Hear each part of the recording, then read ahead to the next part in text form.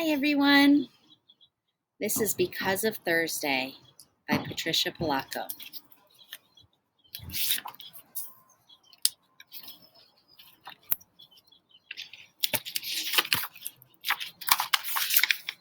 Because of Thursday.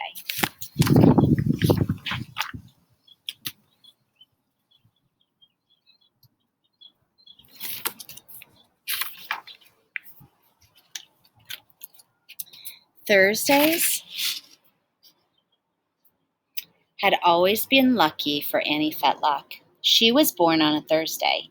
She won her first cooking contest at the age of 8 on a Thursday. She met the love of her life, Mario, on a Thursday. They were married on a bright Thursday afternoon, and their 2 children were each born on a Thursday, one in June and the other in July.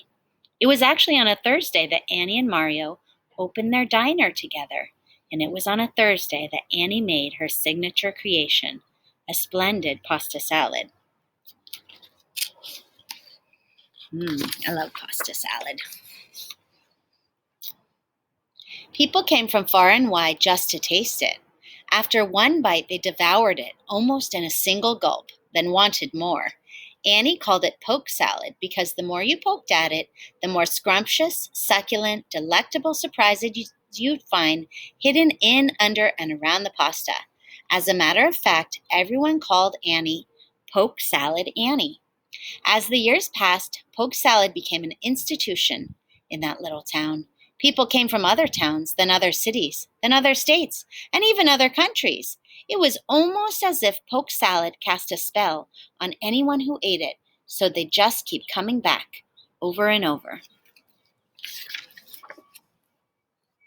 Mario, Annie, and the boys were happy as Harry to be part of that little diner. Eventually, just as Annie and Mario had planned, both boys went off to fancy colleges and graduated with honors. They both became big-time lawyers, and as much as they truly loved Annie and Mario, they had to move away to big cities to practice law. But Annie and Mario got wonderful letters from them every other Thursday, just like clockwork. And the boys came home for visits regular-like. Whenever they were in town, they always loved helping out at the diner. One day, Mario complained that he wasn't feeling so well. It was a Tuesday. After a time, he couldn't quite come to the diner like he used to.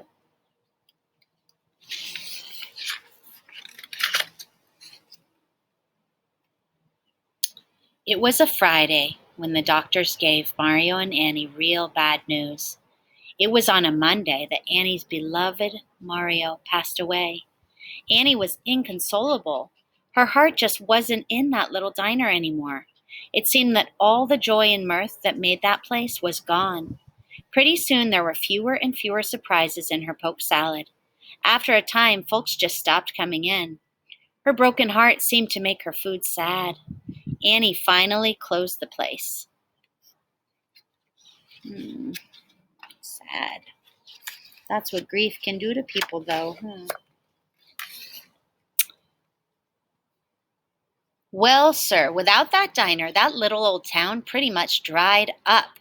Most days, Annie took to her porch and sat in her rocker and stared off into space.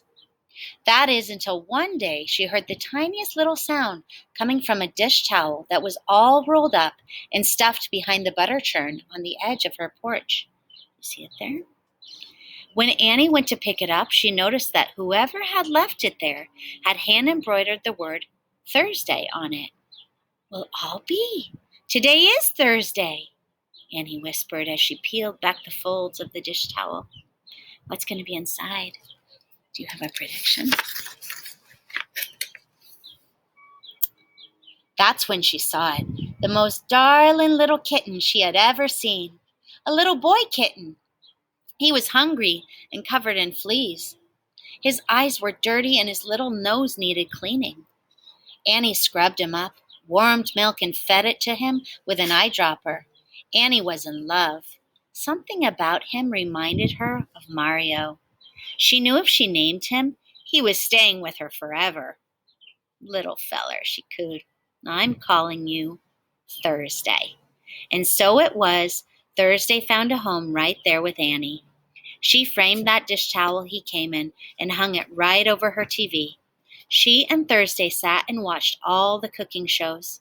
Their favorite was the one with the traveling chef who visited small restaurants and diners all over the country.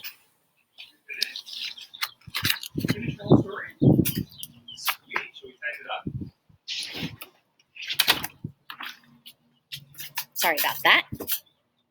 One day, Annie's two neighbor kids came for a visit. They fell in love with Thursday, too, and started coming over almost every single day just to play with him. They even taught him amazing tricks. Turned out he could jump and balance on anything.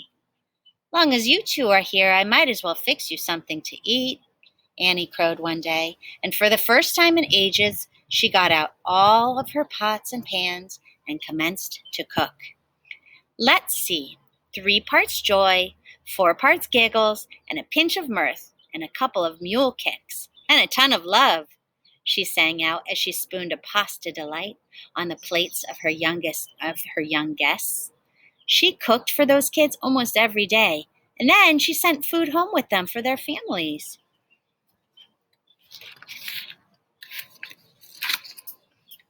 One day, the kitchen was filled with delicious clouds of steaming, bubbling wonder.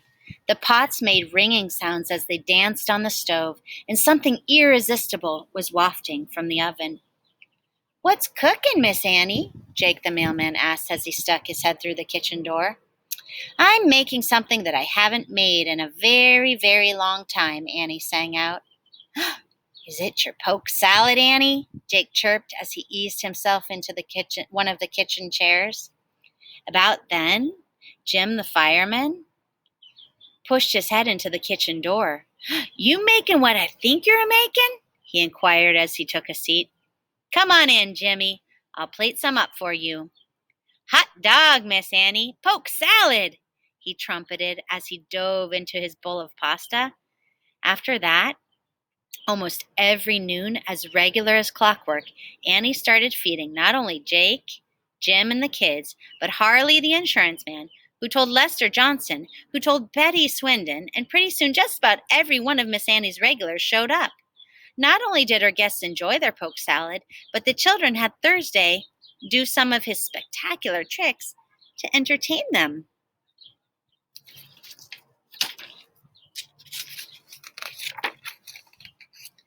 Didn't take long for Annie to realize that there just wasn't room in her kitchen for any more guests. So she decided to open her diner again. Of course, it was a Thursday. Almost all of the townsfolk helped Annie scrub and clean that old diner. Pretty soon it was shipshape and ready for business. The ribbon cutting ceremony was on a Thursday. "I'm reopening this here diner 'cause so many folks need feedin'," Annie announced as everyone cheered. Of course, Thursday the cat was a constant presence at the diner. Mr. Briggs of the county health department probably should have objected, but he'd missed Annie's poke salad so much he wasn't about to tell her that Thursday couldn't be there. Besides, her customers loved watching that little cat do his dazzling array of tricks.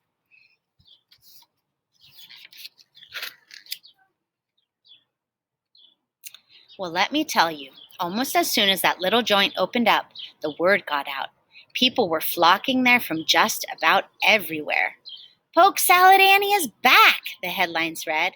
Annie's diner had put her little town on the map again. Then one day, a low, lean, red convertible car growled down Main Street and pulled up right in front of Annie's diner. A mysterious figure sneaked out of the car and slithered into the diner, trying very hard not to be seen. Luckily, the place was jumping, so he managed to take a seat in the farthest corner without being noticed. In the kitchen, things were busy, busy, busy. Annie had a huge pot of drained pasta about to be made into poke salad. Chef Rotund, her helper, had another saucepan full of olive oil and garlic. Thursday started doing his tricks. Who do you think the mysterious person is? Do you have any ideas? think there's some clues earlier in this book. Maybe a clue earlier in this book. Let's keep on going. Here we are. Thursday jumped, leaped, and twisted in midair, always landing just right while the customers gasped. But today the kitty miscalculated and overjumped. He glanced off the bowl of draining rigatoni, which made the cans of garlic and red pepper flakes spill into the pasta. Then the entire container of Parmesan cheese overturned into the oil, garlic, pepper flakes, and pasta. The grated cheese covered all of the pasta, making it into an oily, garlicky mess. Then all of the kitchen help stopped and peered into the pot of garlic goo. That there is the ugliest pasta I've ever seen, Chef Rotund wheezed. He was quite right, you know. It looked like it had been kicked around in the dirt with all the burned pepper flakes in it, and wiped through someone's armpit with all of the lumps of garlic on it, and blown across a dusty field with all the grated cheese on it. If that wasn't ugly enough, the dark olive oil looked like it had come out of the crankcase of an old jalopy. You guys know what a jalopy is? It's like an old, junky car. But here's the thing. It had the most amazing aroma. As everyone in the diner breathed in the delectable fragrance, the mystery man in the corner could no longer resist. He leaped from his seat, grabbed a fork, and took a running start, and dove into the mountain of gelatinous garlic glop, stabbed it, and shoved it into his mouth.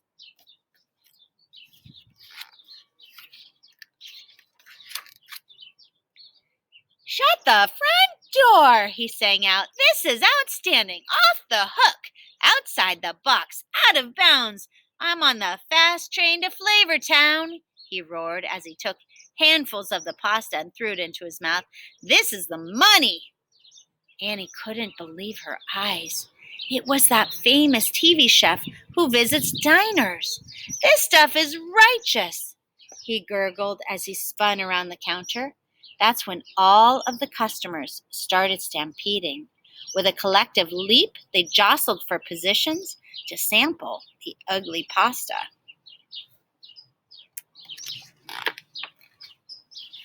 Then absolutely everyone groaned with joy, pleasure, and ecstasy. They all agreed that they had never tasted pasta like that in their entire lives. "I'm telling you, Annie, this stuff is ridiculously flavorful. Off the hook. Amazing. It needs to be out there," the traveling chef exclaimed. "You need to open pasta parlors all over the country that serve this stuff," he added as he leaped into his car. "I'll be back with a film crew. We need to put you in this place on national television," he called out as he sped away. Yes, sir, Annie, with the help of her wondrous performing kitty, had stumbled onto another discovery that would change culinary history. They had discovered ugly pasta. And of course, it was Thursday. Sure enough, after the diner was featured on TV, ugly pasta became a household name. And with the help of her two sons, the Ugly Pasta Diners became a national franchise. Annie knew just what to do with the profits that were rolling in. First, she opened a pasta and sauce manufacturing plant on the edge of her village. Everyone in her town who had been out of work now had a job. Then she opened a mega youth center. Finally, she formed a foundation that granted numerous scholarships for deserving young people so they could attend college. Now, one would expect Annie to retire and live in a luxury mansion in a warm climate. But Annie loved her little farmhouse and stayed put. The true joy of her life was to rise each morning, trundle to the village with Thursday, and open her little diner. Nothing made her happier than making poke salad and ugly pasta and serving it to her customers while they watched Thursday perform. Occasionally, Annie would sigh and whisper, "To think that all that has happened is because of this little cat, all because of Thursday."